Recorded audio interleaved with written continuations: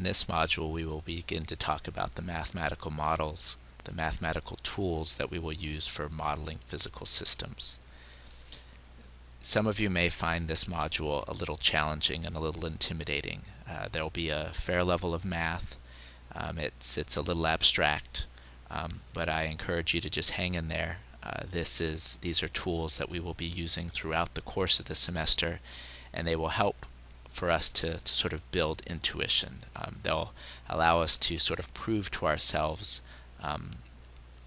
ways to understand physical models. So it's not the math itself that's important, but it will allow us to sort of build intuition.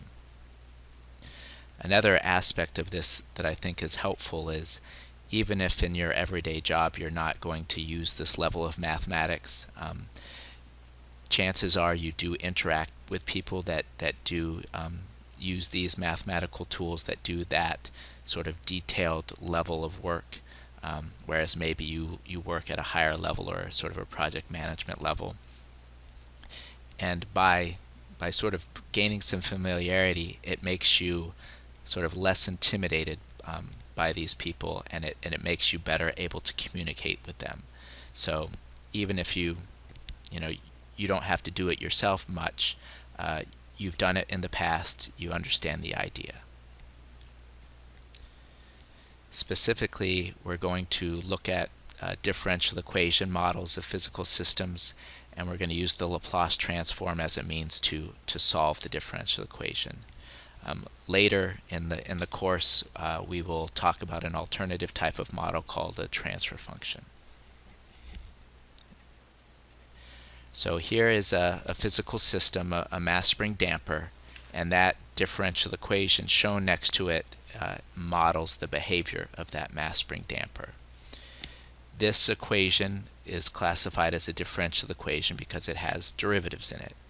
It has a function x, as well as the first derivative of x with respect to time and the second derivative of x with respect to time. The way that we're going to sort of show derivatives, or sort of a shorthand, is to use this dot notation. So a single dot represents the first derivative with respect to time, and a double dot represents a second derivative with respect to time. So that's what that represents. This type of differential equation in particular is called a homogeneous differential equation, and it's classified by having the right-hand side of the equation equal to 0. So the left-hand side, you have it's a function of the function x and its derivatives, and the right-hand side is 0. And what this represents is it represents the free response of the system. So there's no external force being applied to the mass. You just give it some initial conditions. So you could imagine that you take the mass, pull it back, give it some initial position, some initial velocity, and let it go. This differential equation then captures the movement or the displacement of the block x, which is x. Looking at this, ultimately we want to solve this differential equation. We want to find the function x that is the motion of the block. For a given set of initial conditions, how does the block move? And looking at this, we see that our function x needs to be proportional, linearly proportional to its first derivative and its second derivative. Or it needs to be, the function x and its first derivative and its second derivative need to be a linear combination of each other that sum to 0. And so if you think back to calculus about what types of functions that might be true of, the one that comes to mind is an exponential. The derivative of an exponential is another exponential.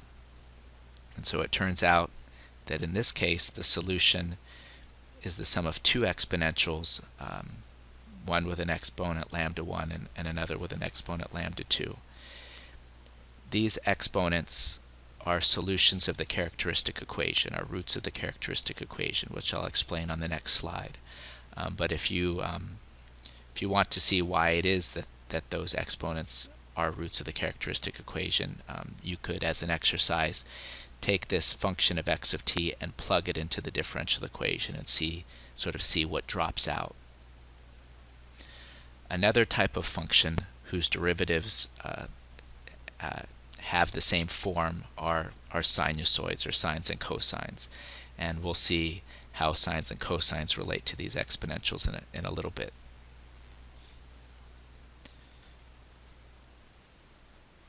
So here again is our homogeneous differential equation. The corresponding characteristic equation has this form, where the characteristic equation is a polynomial where the degree of the polynomials depends on the order of the derivatives. So the second derivative, x double dot, corresponds to lambda squared. The first derivative, x dot, corresponds to lambda to the first power. And if we had had a third derivative, then that would correspond to lambda cubed, etc. And so again, thinking back to earlier math classes, how do we solve a quadratic equation like this? The way that we solve it, or find the roots of it, is to use the quadratic formula. And so the quadratic formula has this form, if you might remember.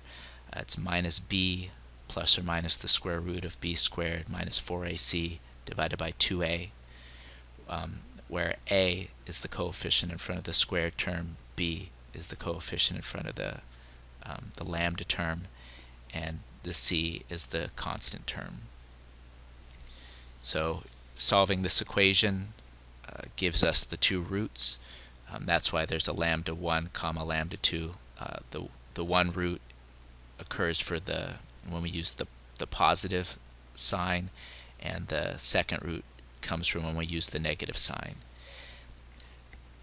Looking at this, we can end up with sort of two different kinds of situations. We could end up with a situation where the roots are both real, if the value underneath the square root is positive, but we could also end up with roots that are complex if the quantity underneath the square root is negative. A square root of a negative number gives us an imaginary number, thereby corresponding to complex roots.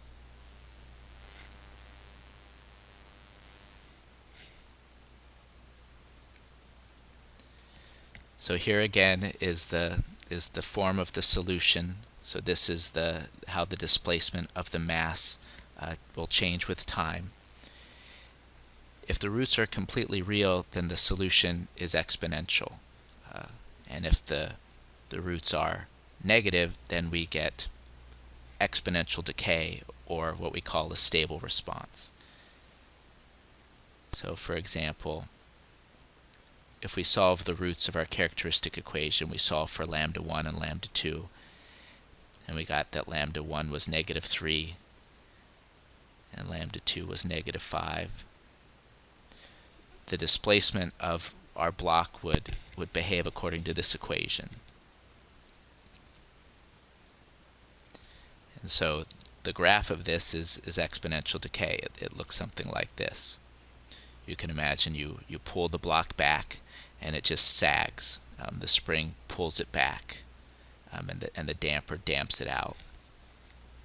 And we define this to be stable. When you give the system some initial condition, it returns to an equilibrium. It returns to some fixed position. If we solved for the roots of the characteristic equation and any of the roots were positive, then we wouldn't have exponential decay. We wouldn't have e to the minus 3t. We would have e to a positive number, e to the plus 3t. And so instead of exponential decay, we get exponential growth, and that indicates that the system the system continues to move forever. It doesn't reach some equilibrium. It just keeps moving off to infinity. And so we define a system like that to be unstable. So this is just an introduction. I don't really expect you to have a good understanding of what stable and unstable means, but it's an important concept that we're going to come back to, and I just wanted to start to introduce it. You can imagine that if we're trying to design a cruise control for an automobile, we would like it to be stable.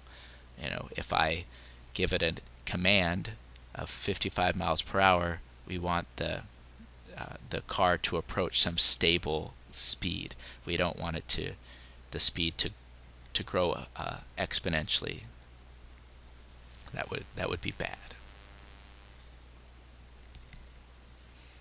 If the roots are complex, then we can rewrite the solution using sines and cosines.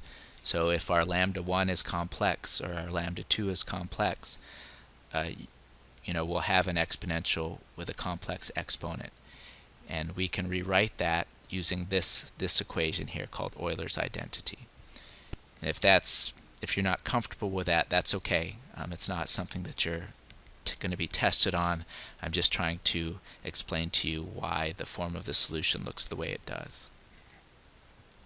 So here's our x of t. We have our exponentials with complex exponents. Again, if you think back to earlier math, you may remember that if you're multiplying two exponentials with the same base, the exponents add. So each of those exponents can be split. The e to the minus the minus sigma plus omega dj can be split into two terms, because when you multiply the exponentials, the exponents add. And so each term has a common e to the minus lambda t in it. We can factor that out, and then we can replace the two exponentials with complex exponents using Euler's identity. If we rearrange things, we get this form.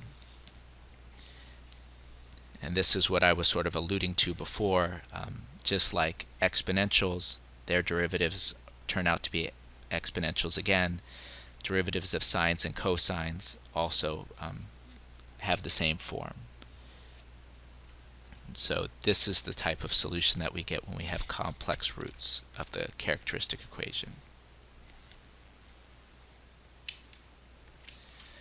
So again, this is our mass spring damper system. When the characteristic equation has complex roots, this is the form of x of t. So looking at this, try and think about what the response of the block would look like. What is our graph of x of t going to look like? What we have inside the parentheses is basically a sinusoid with frequency omega d, and we're multiplying that by a decaying exponential. And so the result is a decaying sinusoid. You have some oscillation where the frequency is the omega d, due to the term inside the parentheses, and then you're multiplying that by a decaying decaying exponential. So you can imagine that there's some envelope where the amplitude is dying off according to that exponential e to the minus sigma times t.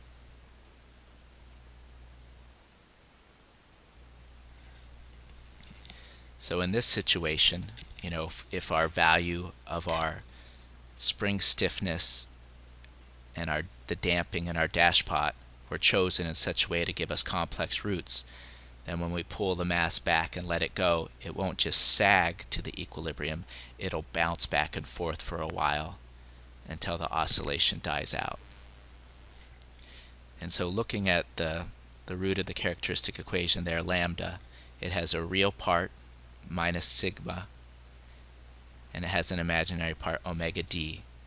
And each of those pieces of the roots tell us about the response of our physical system.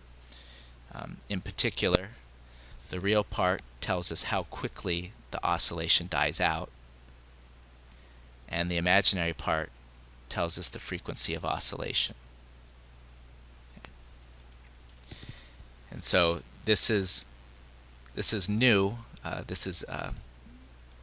It may be a little hard to sort of come to grips with at first, but this is something we're going to hammer over and over throughout the course of the semester. We want to be able to look at a mathematical model, look at the roots of the characteristic equation, and understand things about our system. How fast does it react, which depends on the real part of the root. How much does it oscillate, which will depend on the imaginary part of the root. So, these are important for when we analyze any sort of physical system. What would happen if the real part was 0, if sigma was 0?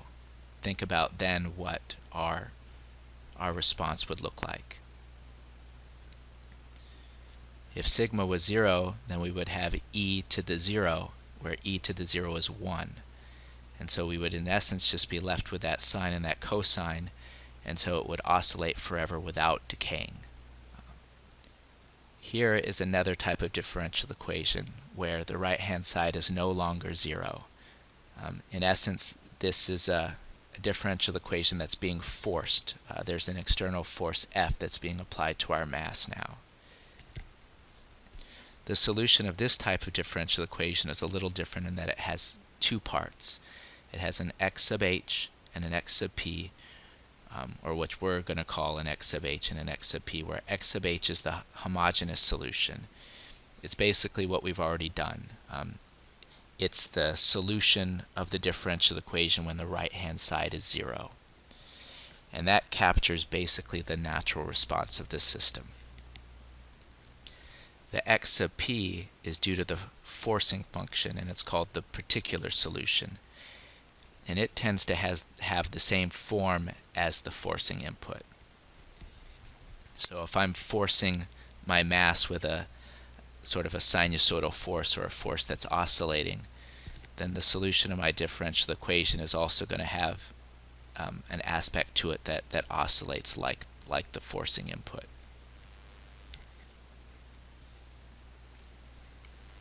So here's an example differential equation. The right-hand side is not 0, so it's a forced differential equation. It turns out that this differential equation has a solution of this form, where the first term is the homogeneous solution and the second term is the particular solution. The homogeneous solution is based on the characteristic equation. It's the solution of the characteristic equation when the right-hand side is 0. So x double dot becomes lambda squared, 8 times x dot becomes x times lambda, and 25x is just 25. So again, we have a quadratic equation. We can find the roots using the quadratic formula, and it turns out that the roots are -4 plus or minus 3j. And if we think back to what those represent, when we have complex roots, we have a decaying sinusoid for the homogeneous solution, where the real part, the -4, tells us the rate of decay, and the imaginary part tells us the frequency of oscillation. Okay. So that's just like what we did previously. The particular solution has the same form as the forcing function typically. So in this case, our forcing function is a linear function of time. In essence, it's a line with a slope of 2 and a y-intercept of 0. And so our particular solution is also going to be a linear function of time. Y equals mx plus b. Looking at this, we can see that the homogeneous portion dies out. It sort of captures, it affects the transient behavior of the system. Since we have exponential decay, we're going to get a decaying sinusoid that decays to 0 eventually. But the forcing function stays. It doesn't die out. It will be there once the transient dies out. And so again, I don't expect you to have a great grasp of what transient steady state means, but these are concepts that are going to come back. When we talk about physical systems, we want to be able to characterize both the transient and the steady state behavior of the system. At this point, this is just the basic form of the solution, and this is pretty much the level that we're going to go to. We're just sort of trying to predict the character of the system. If you actually wanted to solve for these coefficients, the small a and the small b, you would plug the particular solution back into the differential equation, and that would allow you to solve for little a and little b. If you wanted to solve for the coefficients in the homogeneous solution, the large A and the large B, you would have to use the initial conditions. You would have to be told what the initial position is and what the initial velocity is. Let's now consider other types of forcing functions. So for example, instead of our system being forced with a linear function, let's say it's forced with a constant. So a constant force is applied to the mass. Since the left-hand side is still the same, we will still have the same roots of the characteristic equation. We'll still have the same homogeneous, the form of the homogeneous solution will be the same. But the particular solution, instead of being a linear function, will just be a constant, because the forcing function is a constant. And so we'll end up with a solution of that form. If the forcing function has the form of an exponential, we still have the same homogeneous part, but the particular solution now has the form of an exponential with the same exponent. And if we force the system with a sinusoid, if the force is oscillating with a frequency of 2 radians per second, then the mass is also going to, the displacement of the mass is also going to oscillate with a frequency of 2 radians per second. But that oscillation may be scaled, and that oscillation may also be shifted in time. There might be a phase shift. Another way that we can represent a sinusoid with a certain frequency and phase shift as the sum of a cosine and a sine wave. So those are equivalent depending on your choice of coefficients there. Now we will introduce the Laplace transform, which is a mathematical tool that will help us to solve differential equations and to analyze dynamic systems in general. The Laplace transform is a mathematical operation that takes an equation from being a function of time and transforms it into being a function of the Laplace variable s. And the way that the operator works is this integral definition here. So you can imagine that we have some time function f of t. We plug it into this integral and we solve this integral, and the result is a new function that's a function of s.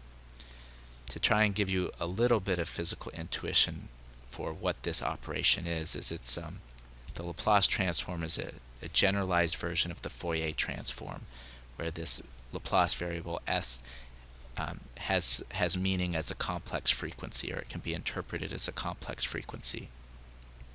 And that won't make a lot of sense right now, but it's something that we will come back to later in the semester.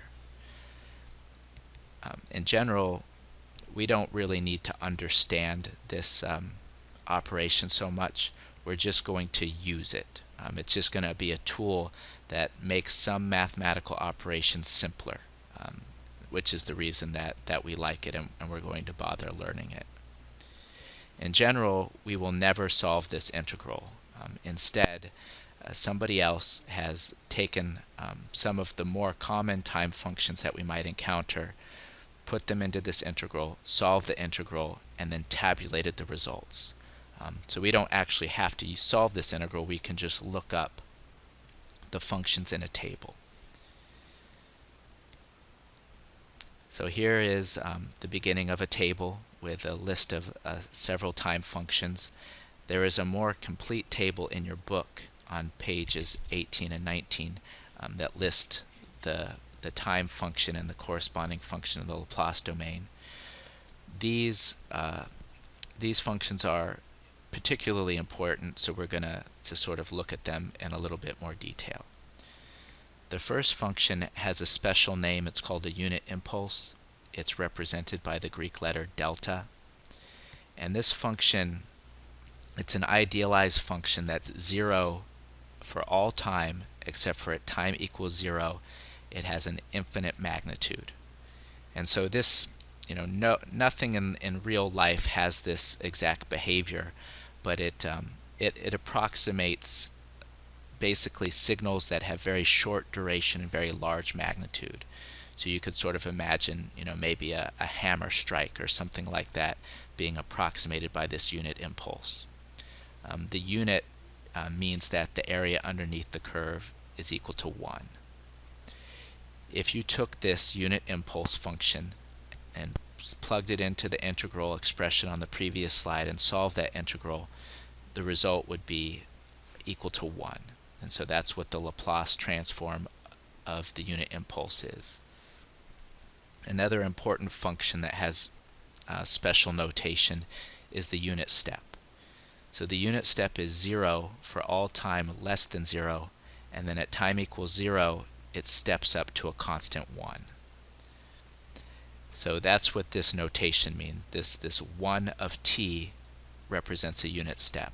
Sometimes you'll see other notations like u of t, but in our book and in this class we're going to use 1 of t. And so be careful, this doesn't mean 1 times t. It is the unit step function. Again, if you take this function, substitute it into the integral, and solve the integral, the result is 1 over s. So the Laplace transform of the unit step is 1 over s. Another important function that has its own name is something called the unit ramp, which is just t. And so what that is it's basically a straight line that has a slope of 1 and a y-intercept of 0. So you can imagine it as y equals mx plus b, where the slope is 1 and the y-intercept is 0. And this is a picture of that, where the slope of that straight line is 0. In general, all of the time functions that we are going to deal with, we're going to presume are 0 for time less than 0. And so that's what's represented here. This straight line, instead of continuing backwards at time 0, it's equal to 0 for time less than 0. Sometimes, in order to make this more explicit, they'll actually multiply the function by the unit step, because the unit step is 0 for time less than 0 and it's 1 for time greater than 0. So if you multiply by the unit step, you will be multiplying everything before time equals 0 by 0 and everything greater than time equals 0 by 1.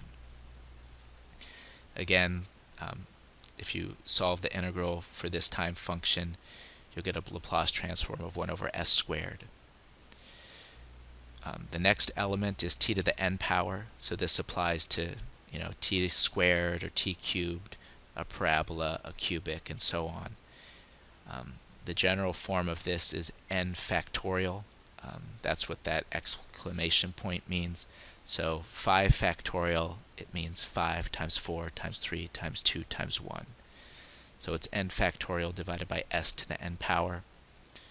The Laplace transform of an exponential, e to the minus at, is 1 over s plus a. The Laplace transform of a sine wave of frequency omega is omega divided by s squared plus omega squared. The Laplace transform of a cosine of frequency omega is very similar. It has the same denominator, but the numerator is equal to s. So it's not my expectation that you completely memorize this table, but these more common functions you probably want to get a little bit familiar with. The table of Laplace transform pairs on pages 18 and 19 are limited. Sort of obviously, you cannot list every function, every time function that exists. So what we'll do is we're going to learn a few important properties that allow us to take the Laplace transform of a wider range of functions by building up more complex functions from the simpler functions in the table. So you could sort of imagine the previous slide, we could build up functions from exponentials and sinusoids and constants and so on. A summary of these properties that we're going to go over and some additional ones can be found on page 20 of your book. So the first property is linearity. The Laplace transform has the property of linearity, and that means that you can split the Laplace transform over addition and subtraction, and if you have constants, you can factor those constants out front of the Laplace transform. And so that's what we've done here. We've split it over the addition, so the Laplace transform of f plus g is the same as f of s plus g of s. And similarly, when we have a constant, we can bring that constant outside of the Laplace transform. And these two properties follow directly from properties of integrals. You may remember that if you had a constant in your integral, you could factor it outside of the integral. Or if you had an integral of a summation, you could split the integral over that sum. An important thing to notice, which often trips people up, is that you cannot split the Laplace transform over multiplication or division. So the Laplace transform of f times g is not equal to f of s times g of s. And again, this is something that you may be able to remember by thinking back to the properties of an integral. If you had an integral of a product, you would have to use integration by parts or the substitution rule or something like that in order to evaluate the integral.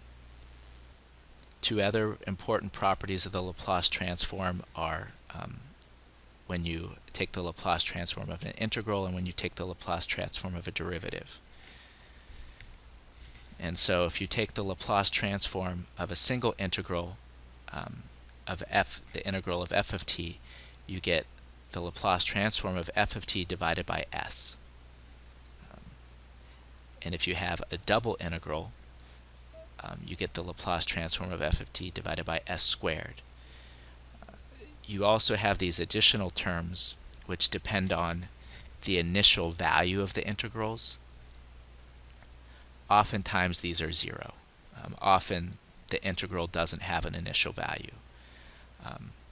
An exception or an example that you might be able to think of a physical system would be, if you were analyzing a circuit and the capacitor had some initial charge on it, you could imagine that as being an initial buildup in your integral. But in general, these are generally equal to 0. So the sort of the take-home point is that integration in the time domain becomes division by s in the Laplace domain. And this is something that you maybe saw in the intro course when you were using Simulink and you used an integrator block. The integrator block was 1 over s, and that's where this comes from. That s is the Laplace, and it's driving home this, or it's based on the fact that division by s in the Laplace domain is integration in the time domain. Conversely, if you take the Laplace transform of a derivative, instead of dividing by s, it's multiplication by s. So if you have a single derivative, you multiply by a single s.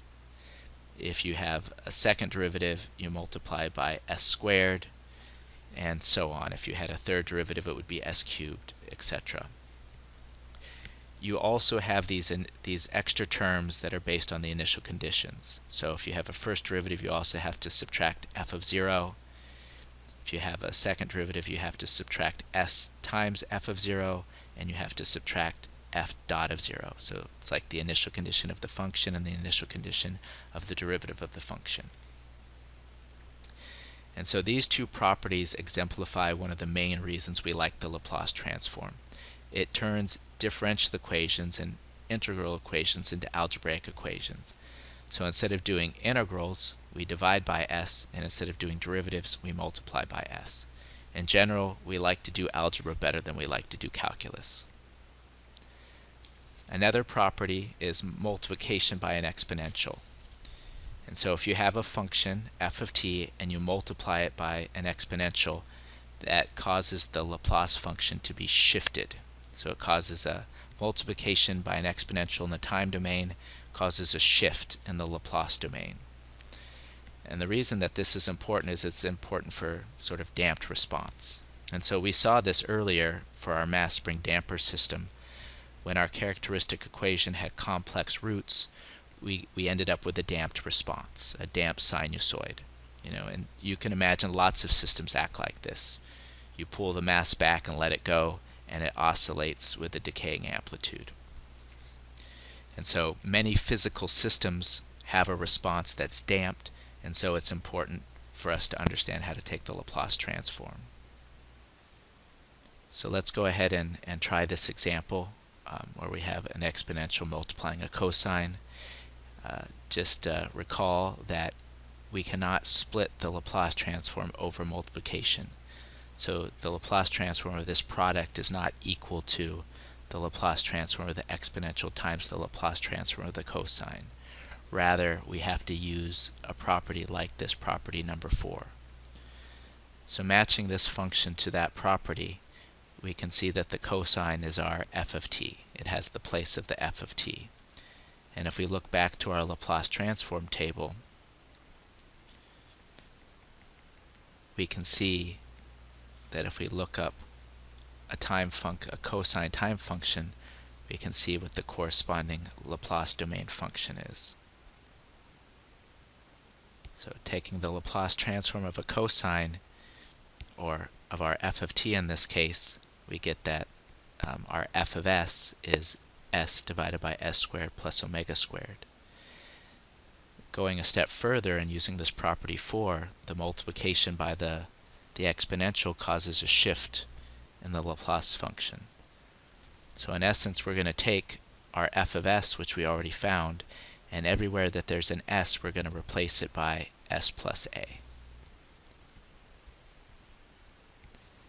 And that, in turn, is the Laplace transform of that whole function.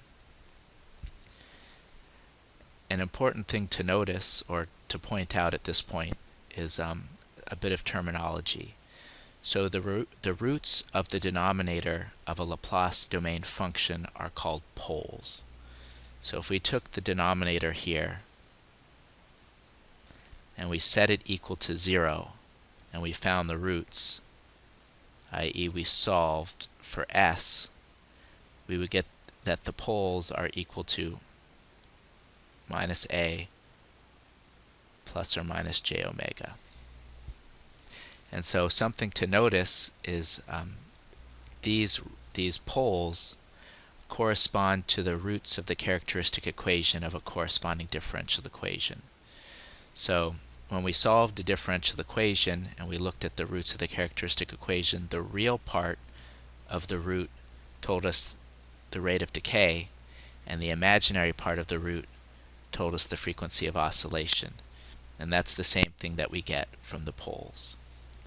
So again, this isn't something that I expect you to remember completely right away, but it's something that we're going to hammer as we go through the course.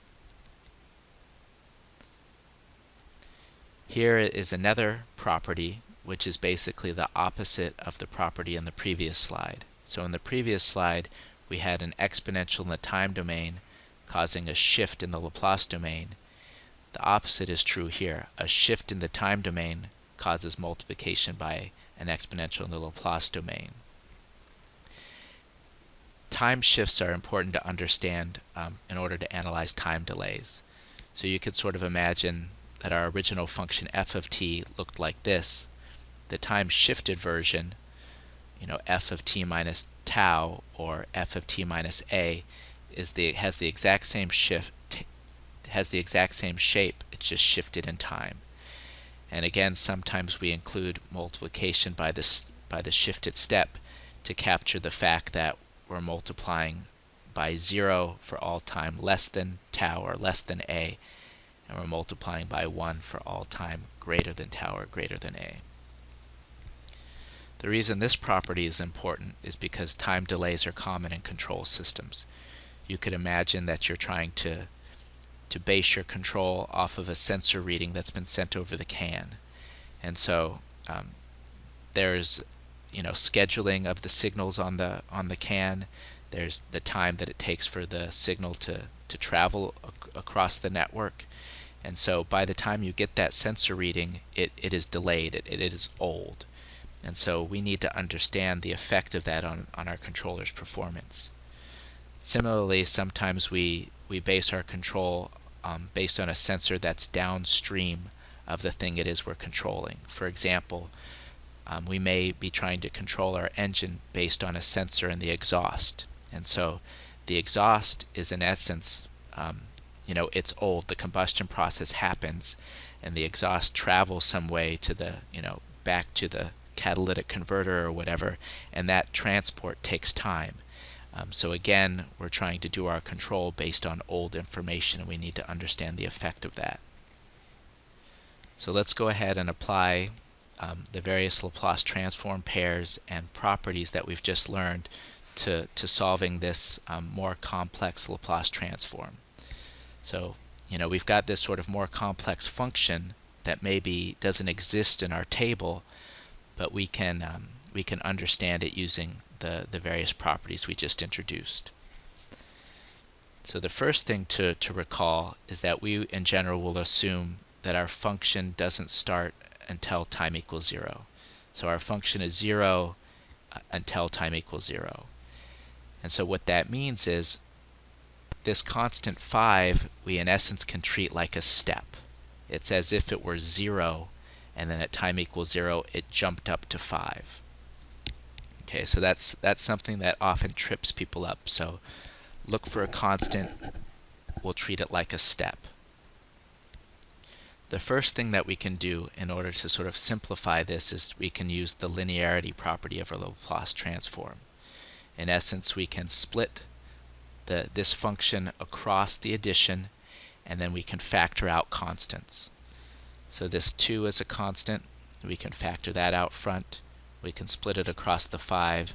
The 5 is a constant, that can come out front, and we can treat it as a step because, as mentioned previously, it's 0 for time less than 0, and then at time equals 0 it jumps up to 1. Looking at these individual functions, the Laplace transform of a unit step is directly in our Laplace transform table. So we can just go and look that up. So looking at the Laplace transform of a unit step, it's equal to 1 over s. In the other part of our function, we also had t multiplying an exponential. And if we look here, the Laplace transform of t of a unit ramp is 1 over s squared. So we can use both of these. So as we just saw, the Laplace transform of a unit step is 1 over s. Here we have a function t, which we can look up the Laplace transform of, and then we can use the property number 4 of multiplication by an exponential. So the Laplace transform of t is 1 over s squared, and the multiplication by the exponential causes a shift. So everywhere that we have an s will replace by s plus a, where in this case our a is equal to 3. Okay. So there we've got those two properties. Then if we just substitute those back in, we have 2 times 1 over s plus 3 quantity squared, and then we have plus 5 times 1 over s, and that's the Laplace transform of this sort of more complicated function.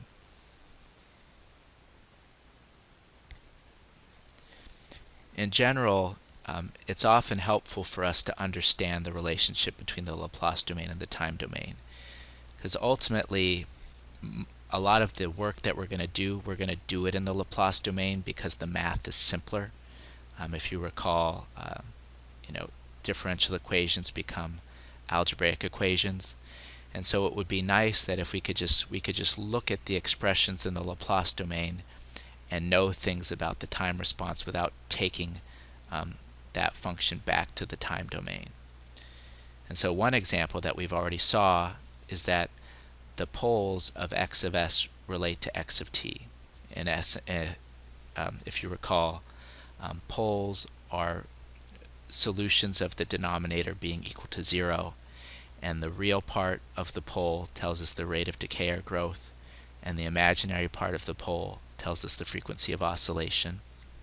So that's something we've already learned. 2 other things are called, one, the initial value theorem, and it is able to tell us the initial value of a time function by solving this limit in the Laplace domain. This notation of a 0 with a plus, that plus in essence just means just the instant right after time equals 0. And so this is relevant if you have a function that has a jump at time equals 0, like a step. And so it's specifying that we're going to take the value right after the jump, right after t equals 0. And then we also have the final value theorem, which tells us the final value of a time function by solving a similar Laplace valued function. The first theorem only holds if this Laplace domain limit exists. The second theorem only holds if the poles of s times f of s is less than 0. So what does that mean, and why is that? In general, the poles of s times f of s can be real or complex. So in essence, to be less than 0 means that the real part of s times f of s needs to be negative, needs to be less than 0. And the reason that is if the real part is not less than 0, if it's greater than 0, then that means that we have exponential growth, because the real part tells us about decay or growth. So if we have exponential growth, then we have no final value. The limit doesn't approach a finite number. It keeps getting larger and larger and larger. So this theorem doesn't work. Similarly, if the real part is equal to 0, then it's like we have e to the 0, which is 1. It's as if we don't have decay or growth. So we could have a situation where the signal oscillates forever without approaching any finite value. And so again, f of t may not have a final value. So it's important to always check those requirements because you could otherwise get incorrect results from these theorems.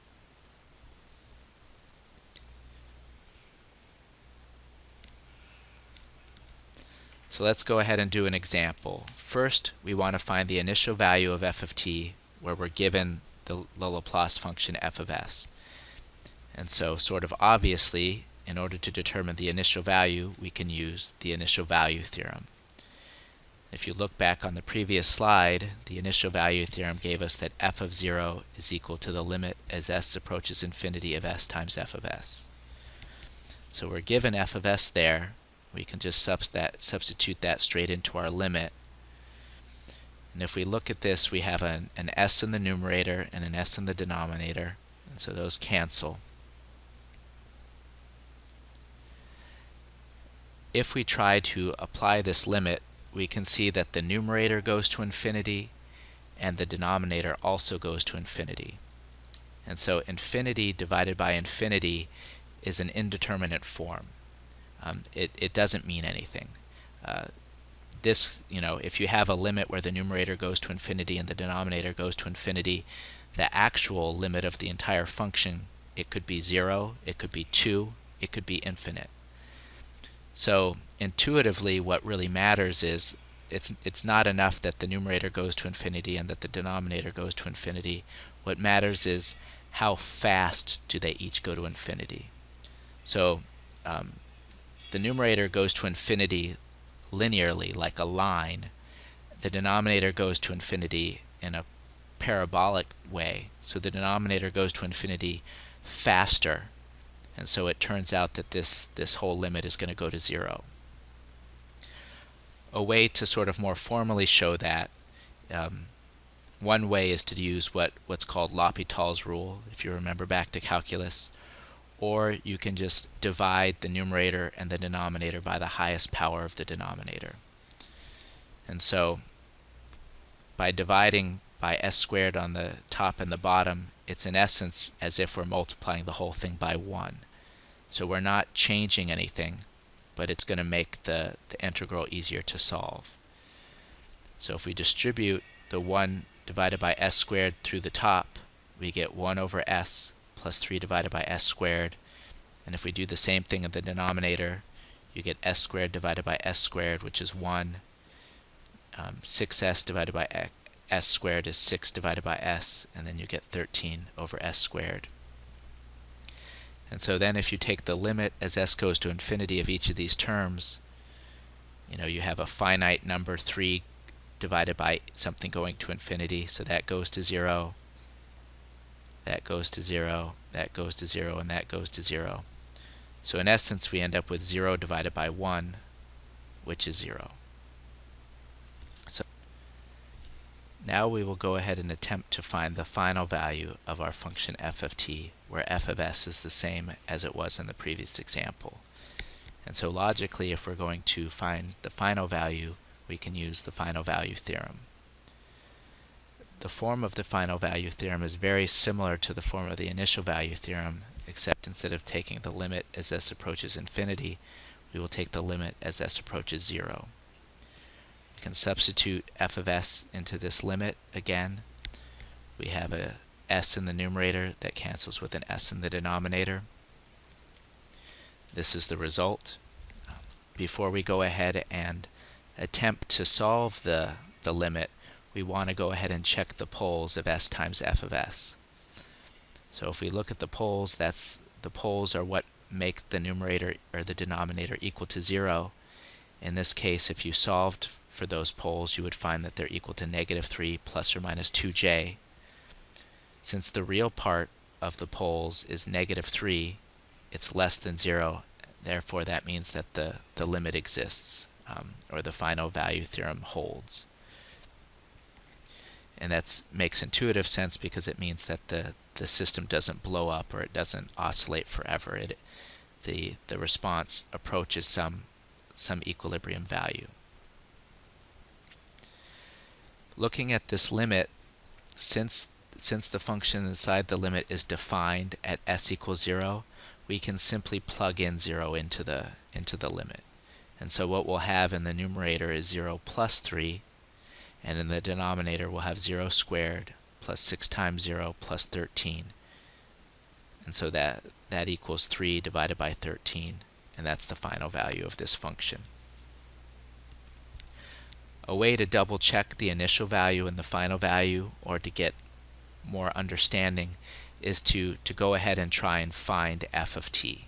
We will now discuss how to use the Laplace transform to solve differential equations.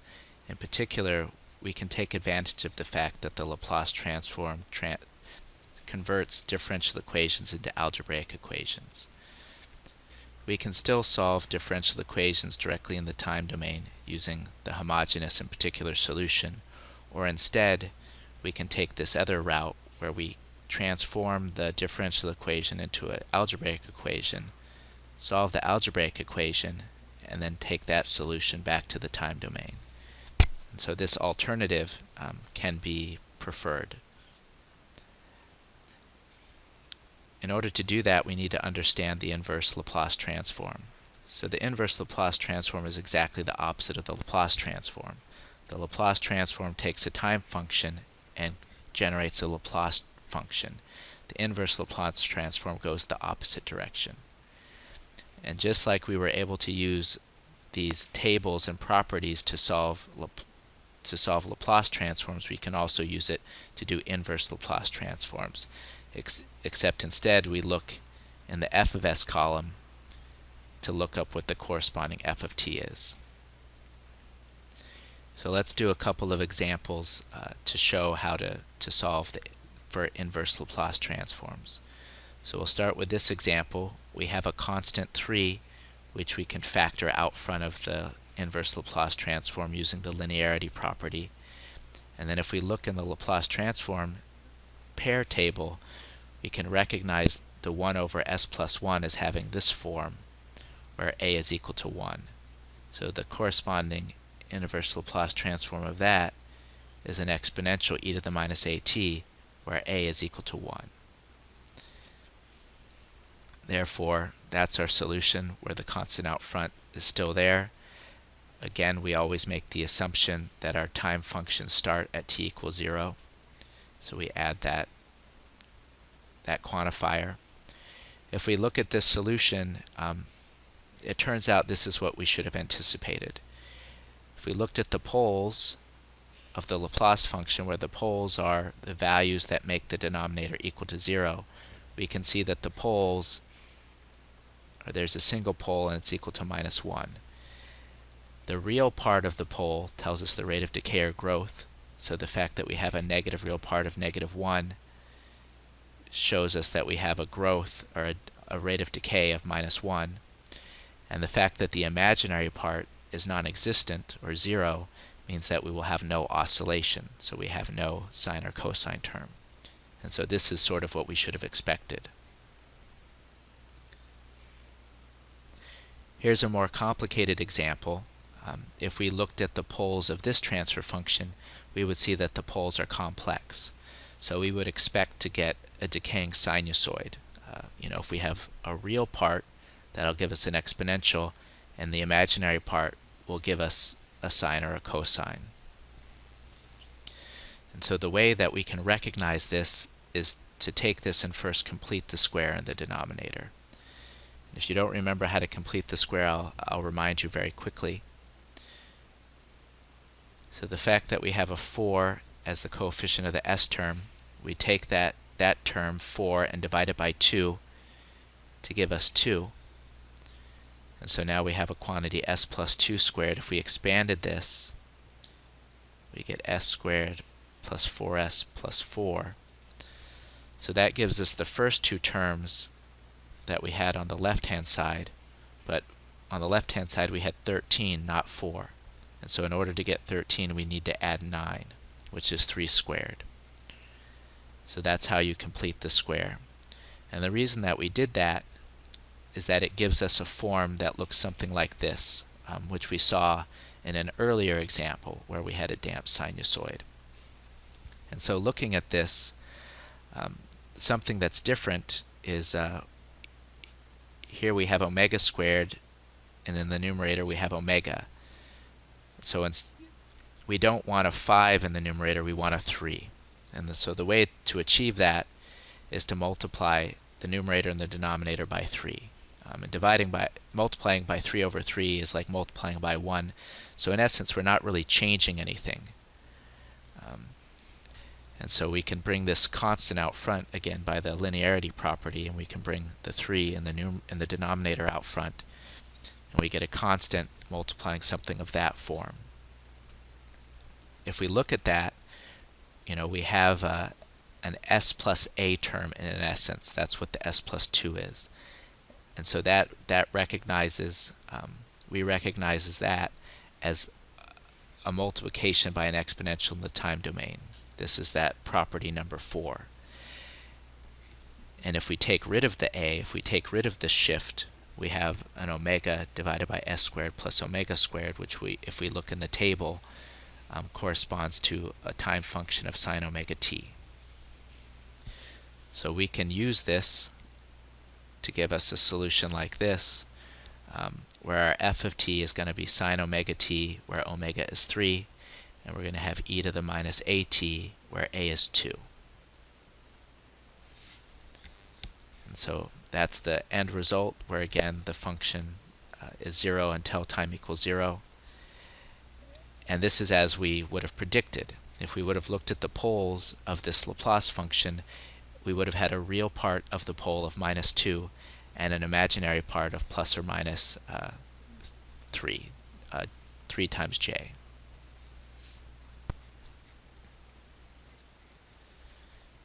Now that we understand how to employ the inverse Laplace transform, we can actually solve differential equations.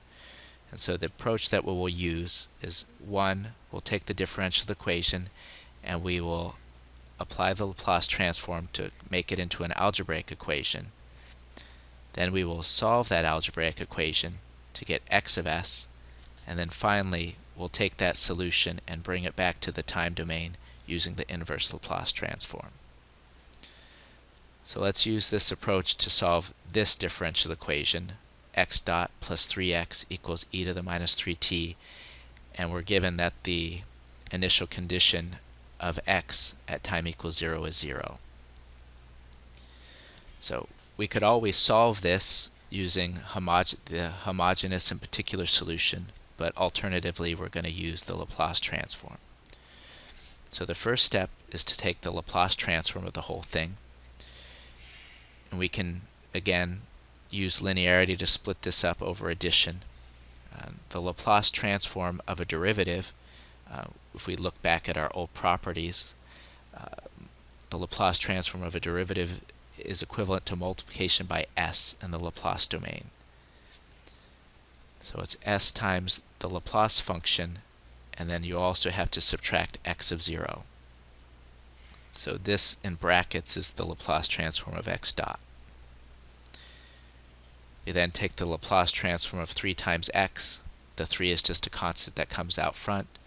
The Laplace transform of a time function, small x, is the Laplace function, capital X. And then we can take the Laplace transform of this exponential, where if we looked in our table, we would see that it's equal to 1 over s plus a, where in this case our a is 3. So it's 1 over s plus a, where a is 3. Looking at our initial condition, we have that x of 0 is 0. The next step, step 2, is then to solve the algebraic equation. In essence, isolate x of s. So on the left-hand side of this equation, we have s times x of s plus 3 times x of s. So we can factor x of s out of that. When we factor x of s out, we're left with an s on that term and a 3 on that term. And then we can continue to solve for x of s by dividing by the quantity s plus 3. And that gives us x of s. The final step is then to take that solution back to the time domain using the inverse Laplace transform. So ultimately what we're trying to find is the solution in the time domain, x of t. We can find that by taking the inverse Laplace transform of x of s, where x of s is 1 divided by the quantity s plus 3 squared. Looking at this, we may recognize this quantity s plus 3 as a shift. So we have a situation like s plus a, where our a is 3.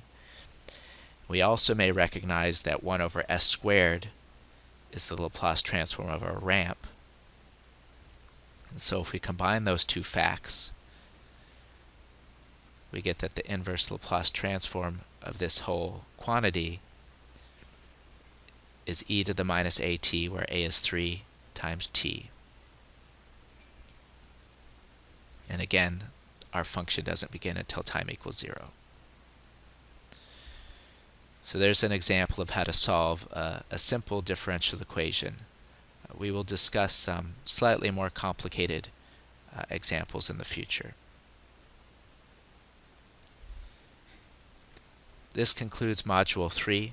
To summarize, what we've covered in this section is different mathematical models. So one, we looked at differential equations and how to interpret them in order to understand the form of the solution of these differential equations, where these differential equations will in general represent a physical system that we're interested in.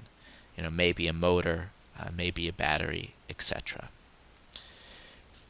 When the right-hand side of the differential equation is equal to 0, we have a homogeneous differential equation, and it represents the free response of the system. We can find this part of the solution by looking at the roots of the characteristic equation. The solution is exponentials, with the exponents being roots of the characteristic equation. If the right-hand side is not equal to 0, we have a forced response, where we still have the natural response of the homogeneous solution, but then we also have a particular solution which will have the same form as the forcing function. We then introduce the Laplace transform as a tool. We like the Laplace transform because it makes some mathematical operations simpler. In particular, it makes differential equations algebraic equations, and that allows us to solve differential equations in an easier way. And we can apply the Laplace transform using a table of Laplace transform pairs and a table of Laplace transform properties, some of which we discussed in lecture, but there are more that can be found in your book. We also learned some relationships between the Laplace domain and the time domain. We like to work in the Laplace domain because the mathematics are easier, but we need to understand what that means in the time domain because we we live in the time domain. We live in a world where we think of things in terms of time. So one relationship is that the poles of a Laplace function relate to the time function. In particular, the real part of the pole tells us the rate of decay or growth of the time function, and the imaginary part of the pole tells us the frequency of oscillation of the time function. And then we also learned the initial and final value theorems. These are things that we will come back to. Understanding poles is important. We'll come back to over and over again. The final value theorem is also especially important because it is an indication of the steady state behavior of a system.